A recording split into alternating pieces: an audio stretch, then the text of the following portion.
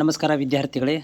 ನನ್ನ SSLC complete ಮಾಡಿರುವಂಥ ಎಲ್ಲ ವಿದ್ಯಾರ್ಥಿಗಳಿಗೆ ಒಂದು ಕಿವಿ ಮಾತು. ಮತ್ತು ಈ ವಿಡಿಯೋದಲ್ಲಿ ನಾನು SSLC ನಂತರ ಏನೋ ಒಂದು ನೀವು ಹೈಯರ್ ಎಜುಕೇಷನ್ ಮಾಡಬೇಕಂತ ಇದ್ದೀರಿ, ಅದರ ಬಗ್ಗೆ ಇಲ್ಲಿ ಇನ್ಫಾರ್ಮೇಷನ್ ಕೊಡ್ತೇನೆ. ಜೊತೆಗೆ ಒಂದಷ್ಟು ಫ್ರೀ ಅಡ್ಮಿಷನ್ಸ್ PUC ಮೇಲೆ ಸರ್ಕಾರದ ವತಿಯಿಂದ ಮೈನಾರಿಟಿ ಇರ್ಬೋದು ಮತ್ತು ವಿವಿಧ ಒಂದು ಇಲಾಖೆಗಳಿಂದ ಏನು ಮಾಡ್ತಾ ಇದ್ದಾರೆ ಅಂತಂದರೆ, ಮೊರಾರ್ಜಿ ದೇಸಾಯಿ ವಸತಿ ಶಾಲೆ ಇರ್ಬೋದು, ವಸತಿ ಕಾಲೇಜುಗಳು PUC ಸೈನ್ಸು, ಕಾಮರ್ಸು, ಆರ್ಟ್ಸ್ಗಳನ್ನು ಇಲ್ಲಿ ಫ್ರೀಯಾಗಿ ಎಜುಕೇಷನನ್ನು ಕೊಡ್ತಾರೆ. ಈ ಒಂದು ಮೈನಾರಿಟಿ ಇಲಾಖೆಯಲ್ಲೂ ಕೂಡ ಫ್ರೀಯಾಗಿ ಎಜುಕೇಷನ್ಗಳನ್ನು ಕೊಡ್ತಾ ಇದ್ದಾರೆ. ಅದರ ಬಗ್ಗೆ ಮಾಹಿತಿನ ಕೊಡ್ತೇನೆ. ಅದಕ್ಕಿಂತ ಮೊದಲು ನೀವೇನಾದರೂ ಈಗ ಆಫ್ಟರ್ SSLC ಆದಮೇಲೆ ನಾವು ಶಾರ್ಟ್ ಟರ್ಮ್ ಒಂದು ಏನಾದರೂ ಒಂದು ಡಿಪ್ಲೊಮಾ ಥರ ಕೋರ್ಸ್ಗಳನ್ನು ಮಾಡಿಕೊಂಡು ಜಾಬ್ ಹತ್ಕೋಬೇಕಂತ ಇದ್ದೀವಿ ಅಂತ ಏನಾದರೂ ಕೋರ್ಸ್ಗಳಿದ್ದರೆ ಹೇಳಿ.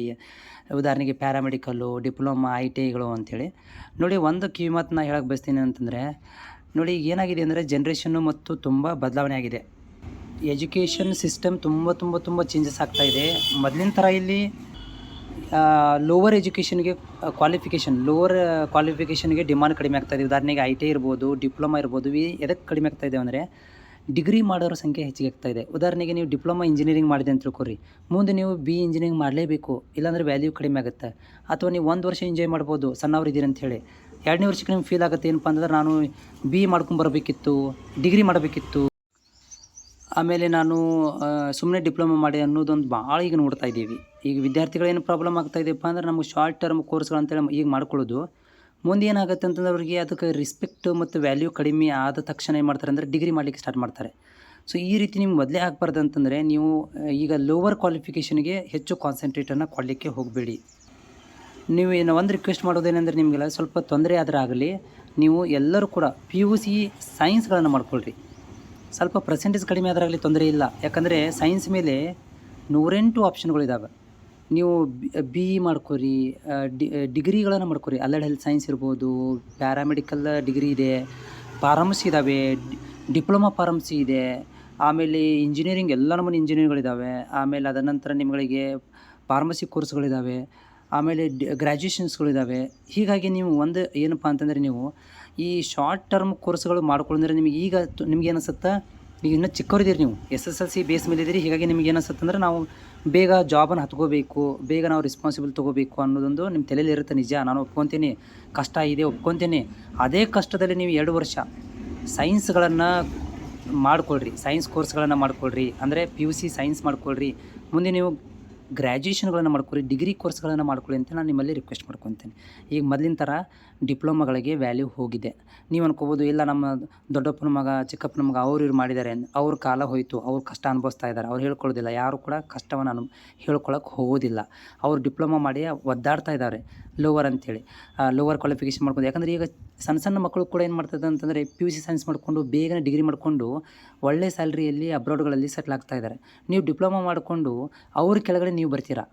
ಯಾರು ಡಿಗ್ರಿ ಮಾಡಿರ್ತಾರೆ ಅವ್ರ ಕೆಳಗಡೆ ಡಿಪ್ಲೊಮಾದವ್ರು ಬರ್ತಾರೆ. ಹೀಗಾಗಿ ನೀವು ವಯಸ್ಸಾದ ಮೇಲೆ ನಿಮ್ಮದು 10 ವರ್ಷ ಎಕ್ಸ್ಪೀರಿಯನ್ಸ್ ಆದಮೇಲೆ ಡಿಮಾಂಡ್ ಬರುತ್ತಿಲ್ಲ ಅಂತಿಲ್ಲ. ಆದರೆ ಅಲ್ಲಿ ತನಕ ನೀವು ಏನಾಗುತ್ತೆ ಅಂದ್ರೆ ಕಷ್ಟವನ್ನು ಅನುಭವಿಸ್ತೀರಾ. ಹೀಗಾಗಿ ನೀವು ಸೈನ್ಸ್ ಮಾಡ್ಕೊಳ್ರಿ.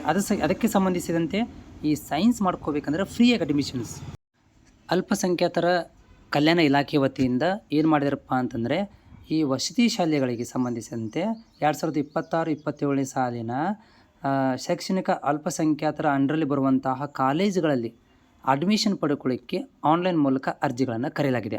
ಓಕೆ, ನೀವೇನಾದರೂ ಸೈನ್ಸ್ ಮಾಡ್ತೀನಿ, ಕಾಮರ್ಸ್, ಆರ್ಟ್ಸು, PUCಗಳನ್ನು ಮಾಡ್ಕೊತೀವಿ ಅಂತಂದರೆ ನೀವು ಫ್ರೀಯಾಗಿ ಫುಡ್ ಆ್ಯಂಡ್ ಅಕೊಮಡೇಷನ್ಗಳನ್ನು ತೊಗೊಂಡು ನೀವು ಎಜುಕೇಷನ್ ಮಾಡ್ಕೋಬೋದು. ಇಲ್ಲಿ ಕೂಡ ಇವ್ರು ಏನು ಮಾಡ್ತಾರಪ್ಪ ಅಂತಂದರೆ, ಆ್ಯಸ್ ಪರ್ ಹೊರಗಡೆ ಏನು ಶಿಕ್ಷಣ ಕೊಡ್ತಾರೆ ಅದೇ ರೀತಿಯಾಗಿ ಇವರು ಕೂಡ ಊಟ ವಸತಿ ಜೊತೆಗೆ ಶಿಕ್ಷಣವನ್ನು ಕೊಡ್ತಾರೆ. ಸೊ ಇದು ಅಲ್ಪಸಂಖ್ಯಾತರ ಕಲ್ಯಾಣ ಇಲಾಖೆಯಿಂದ ಬಂದಿರುವಂಥ ಒಂದು ಆದೇಶ 23/4/2026 ರಿಲೀಸ್ ಆಗಿರುವಂಥದ್ದು. ಎಲ್ಲ ಒಂದು ಅಲ್ಪಸಂಖ್ಯಾತರ ಕಲ್ಯಾಣ ಇಲಾಖೆಗಳಿಗೆ ಈ ಸರ್ಕಾರದಿಂದ ಒಂದು ಸುತ್ತೋಲೆಯನ್ನು ಹೊರಡಿಸಿರುವಂಥದ್ದು. ಏನಂದರೆ, ಅಲ್ಪಸಂಖ್ಯಾತರ ನಿರ್ದೇಶನದ ಅಧೀನದಲ್ಲಿ ಬರುವಂತಹ ಎಲ್ಲ ಪದವಿ ಪೂರ್ವ ಕಾಲೇಜುಗಳಿಗೆ ಹಾಗೂ ಮೌಲಾನಾ ಆಜಾದ್ ಪದವಿ ಪೂರ್ವ ಕಾಲೇಜುಗಳಲ್ಲಿ PUC ಪ್ರಥಮ PUCಗೆ ಉಚಿತ ತರಬೇತಿಗೆ ಅರ್ಜಿಗಳನ್ನು ಆಹ್ವಾನಿಸಿದೆ. PUC ತರಬೇತಿಗೆ ಉಚಿತ ಪ್ರವೇಶಗಳನ್ನು ಆಹ್ವಾನಿಸಲಾಗಿದೆ. ಅದಕ್ಕೆ ಸಂಬಂಧಿಸಿದಂತೆ ಇಲ್ಲಿ ಏನು ಮಾಡ್ತಾರೆ ಅಂತಂದರೆ, ನಿಮ್ಮ ಮೊರಾರ್ಜಿ ದೇಸಾಯಿ ಇರ್ಬೋದು, ಓಕೆ, ಆಮೇಲೆ ಇಂಟಿಗ್ರೇಟೆಡ್ ಅಲ್ಪಸಂಖ್ಯಾತ ಮೊರಾರ್ಜಿ ದೇಸಾಯಿ ಇರ್ಬೋದು, APJ ಅಬ್ದುಲ್ ಕಲಾಂ ಇರ್ಬೋದು, ಪದವಿ ಪೂರ್ವ ಕಾಲೇಜುಗಳಲ್ಲಿ ಈ ಒಂದು ಅಡ್ಮಿಷನ್ 100% ದಾಖಲಾತಿಗಳನ್ನು ಹೊಂದಲು ಇವ್ರು ಏನು ಮಾಡಿದ್ದಾರೆ, ಆನ್ಲೈನ್ ಮೂಲಕ ಈ dome.karnataka ವತಿಯಿಂದ ನಾನು ಡಿಸ್ಕ್ರಿಪ್ಷನ್ ಒಳಗಡೆ ಲಿಂಕನ್ನು ಕೊಡ್ತೇನೆ ನಿಮಗೆ. ಅದರ ಮುಖಾಂತರ ಏನು ಮಾಡ್ತಾರೆ ಅಂದರೆ ಅರ್ಜಿಗಳನ್ನು ಇವರು ಕರೆದಿದ್ದಾರೆ. ಓಕೆ, ಸೊ ಇದು ಕೊನೆಯದೇ ನೋಡಿರಿ. ಅಪ್ಲಿಕೇಶನ್ 24/4/2026 ಸ್ಟಾರ್ಟ್ ಆಗಿದೆ.